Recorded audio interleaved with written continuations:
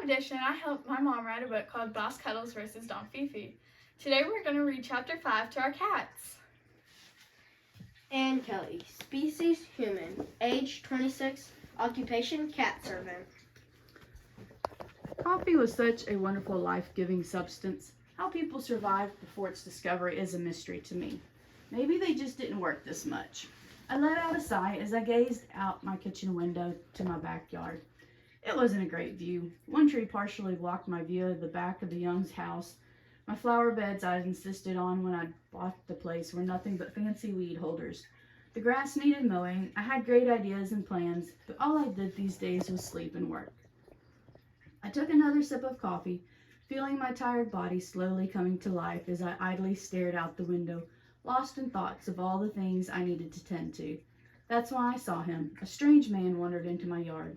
My house wasn't exactly in a private area with the park being practically across the street and all, but that didn't give the right to any random Joe to cut across my yard. This one had the nerve to peek under my porch. He was probably looking for something to steal.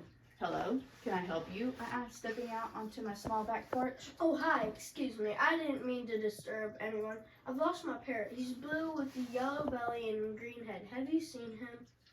That was certainly unexpected. Way to throw someone off their guard there, buddy.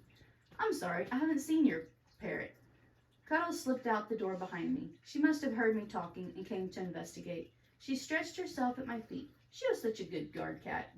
Could you check maybe inside for blue feathers and see if your cat has eaten him? Fat chance, Buster. I wasn't turning my back on him for an instant so he could steal and run. He paused for a second, looking thoughtful. Wait, you look familiar for some reason. Do I know you? I doubt that. I would remember someone who looked like him. Rugged was a good word, almost handsome even. His dark hair and slightly scruffy face gave him a mysterious, almost dangerous appeal. But I dealt with danger and mystery on a daily basis. It wasn't as appealing as it sounded, especially when they were doing suspicious things like poking their noses under porches that weren't theirs. And I can assure you my cat has not eaten your parrot. Cuddles is very domesticated. She hasn't killed a thing since I brought her in off the streets. He didn't look convinced, but before I could say more, he snapped his fingers. Wait a minute. I know who you are. You're the young detective, the one all the guys are frisking about at the precinct. Kelly, right?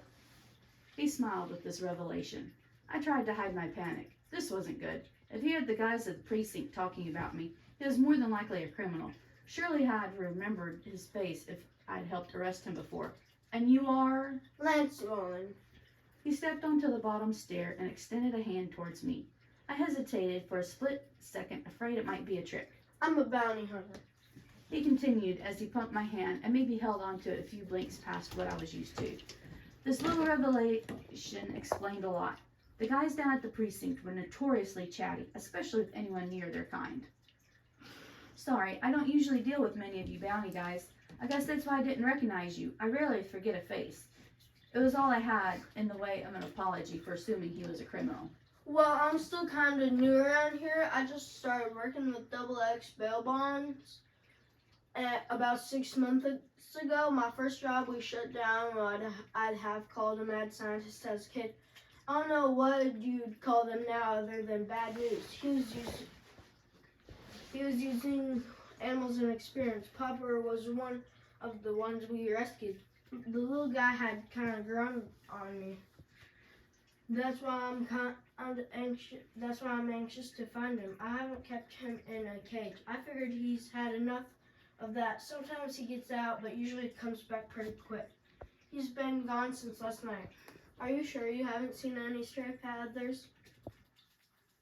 He asked again, eyeing Cuddles, who was idly slapping her tail on the porch, impatiently waiting for the stranger to leave. "I see. I'm sorry you lost your pet, Popper. But like I said, Cuddles is as tame as they get. My other cat, Drake, is the same. They're both lazy, overfed house cats. I seriously doubt you'll find Popper anywhere around here."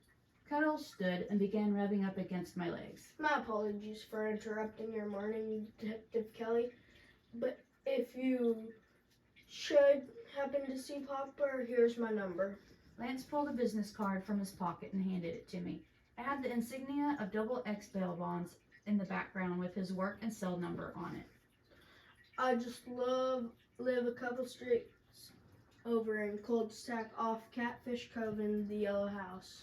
If I see him, I'll call. I hope you find your parrot. Thanks. He smiled and turned to go. I idly watched him leave. He had a nice smile, maybe talked a bit much.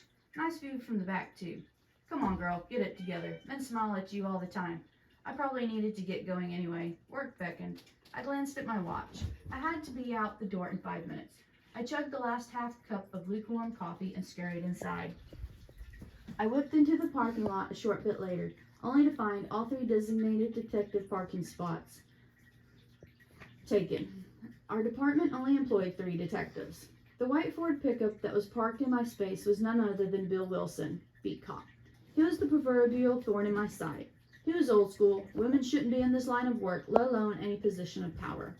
One thing I've learned is that I have to be the bigger person, because if I let myself get caught up in everyone's petty issues, my blood pressure would shoot through the roof, and my life would be miserable. I took the high road. I found another spot and parked. Chief wants you in his office. Nick Fisher, the front desk clerk, said as soon as I walked in. I bypassed my office and went straight to the chief's. Connor Hodges, one of the other detectives, was already there. You're just in time, Kelly. Call came in not 10 minutes ago that we have a body out at the park. I've got a couple of patrolmen out there to preserve the scene. And the corner on the way, isn't that out by where you live? Chief Barrett asked, turning to me. My gut dropped. It was across the street, diagonally in front of my house. I nodded, unable to speak. It was one of the reasons I'd chosen this house over my other options. The trails were great for running. It was easy access. Good, you'll run point on this. After you go, look at the scene and do what you can there. Chat up your neighbors. You know the routine. Hodges, go with her to the scene with her.